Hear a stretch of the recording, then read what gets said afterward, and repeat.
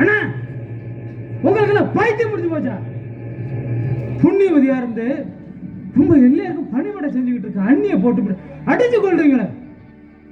தண்ணி அடிச்சு போத தலைக்கேறனா பாய் தலைவரை எடுத்து போட்டு வீட்டுல படுக்க வேண்டியதானே. நான் படுக்கிறேன், நான் படுத்து தூங்கினா என் பொண்டாட்டி இல்லையா அப்படியே எடுக்கலான்னு பார்க்கிறா.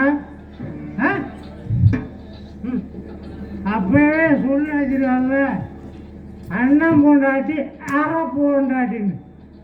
இப்ப வேண்டாம் தெரியுது நீ அண்ணன்னு பின்னாடியே சுத்தின போகுது.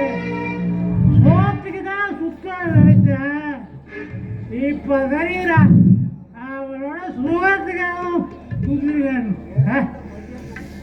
அண்ணா பேசுறத மரியாதையா பேசுங்க.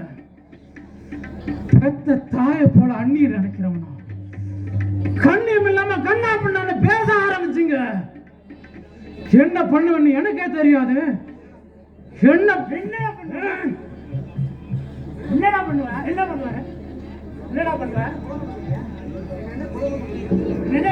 கொலை பண்ண போறியா?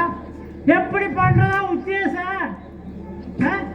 கத்தி எடுத்து சுத்த போறியா இல்ல கட்டை எடுத்து அடிக்க போயாடா? என்ன கொண்டுட்டீன்னா நீ அவளை தடையில்லாம வச்சுக்கலாம் போது நீ எல்லாம் ஒரு மனுஷன் நம்பி இது நாள் வரைக்கும் உன்னோட வியாபாரத்தை கவனிச்சம் பாரு.